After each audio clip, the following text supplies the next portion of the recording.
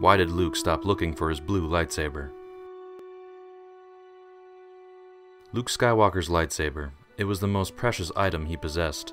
It was handed down by Obi-Wan Kenobi, the most important mentor in the Force that he'd ever known, and was used by his father during the Clone Wars before that. The lightsaber was more than a weapon.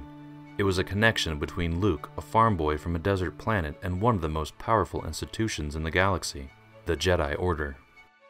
Without it, he never felt like a Jedi. Even with it, he often doubted whether or not he could ever become a Jedi, or whether he was wasting the rebellion's time with false hope. So why then, after his duel with Darth Vader in Bespin, and after losing both his hand and his lightsaber, did he give up searching for it?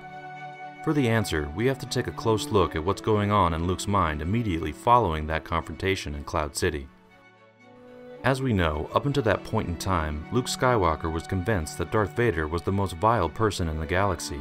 He was a monster who had not only wiped out the Jedi Order, but laid waste to countless planets, murdered thousands of rebel freedom fighters, but most importantly, killed Luke's father.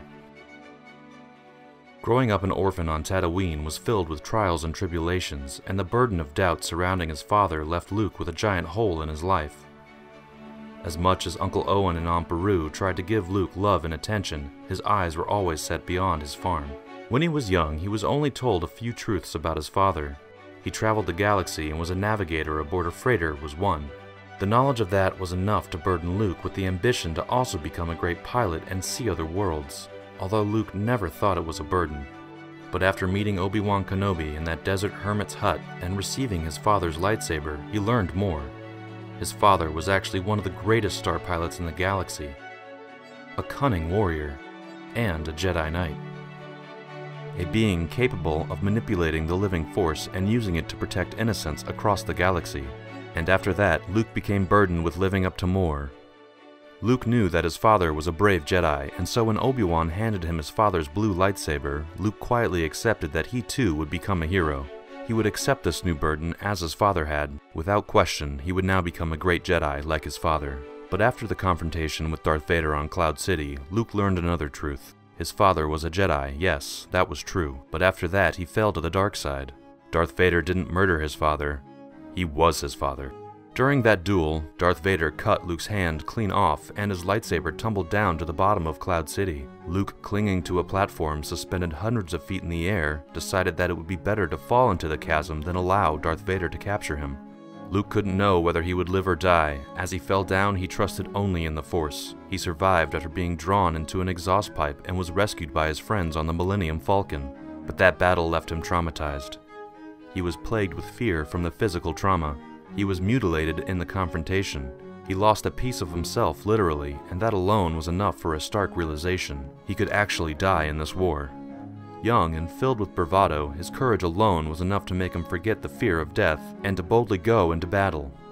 But after facing death's face, the cold black mask of Darth Vader, and coming away with his life, he realized that he might not have the courage to risk his life again. He was afraid.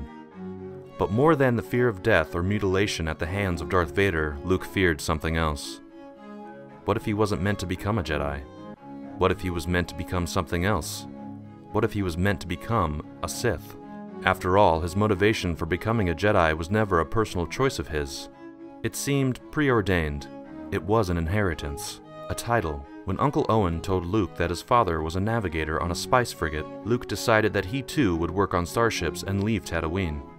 When Obi-Wan Kenobi told him that his father was a great Jedi Knight, Luke immediately accepted the obligation that he too would become a wielder of the lightsaber and protector of the innocent. But now Luke knew that his father was Darth Vader, the Dark Lord. Whatever ties connected Luke to his identity as a Jedi, or at least a Jedi in training, were frayed by the thought that his father wasn't actually a member of the Order anymore. And as those ties snapped, Luke was afraid that he would connect new ties, perhaps not fully aware of the influence his father's identity had on his own identity. Luke worried that he would wind up the same, a Sith. With that in mind, Luke sought the one thing that he knew would connect him back to the light side of the Force, his lightsaber. And that's what he did. Immediately following the Battle of Cloud City, Luke, Leia, Chewie, and Lando rendezvoused with members of the Rebel Alliance. While Leia met with Rebel leadership, Lando and Luke planned a clandestine return to Cloud City. Luke went there with one goal: to find his lightsaber, to console his mind and reassure himself that he was a Jedi or meant to become one. But when Luke arrived on the planet, he realized his lightsaber had been sorted into a vast landfill miles wide. In order to find his lightsaber, he would have to sift through the filth for days, which practically speaking was unwise, as Cloud City was currently occupied by Imperial forces. Was searching for the lightsaber worth the risk? Was it worth digging through garbage? These thoughts coursed through his mind, and as he felt the anxiety pump through his veins, Luke was suddenly faced with a dilemma. Lando had been discovered by Imperial forces and was in a shootout on the upper floors. He asked Luke for help, begging, pleading, and Luke, as much as he wanted to help, kept dismissing Lando, telling him that he needed to find his lightsaber, that he had to find it, that it was the most important thing. Remember, without it, not only was Luke not really a Jedi in his mind, but without it he could potentially become something worse, a Dark Lord of the Sith like his father. More stormtroopers filed in to kill Lando. Blaster fire filled the halls, and Lando tried to escape while Luke was busy looking for his lightsaber in the garbage levels. Cornered and with nowhere left to run, the end seemed near for Lando.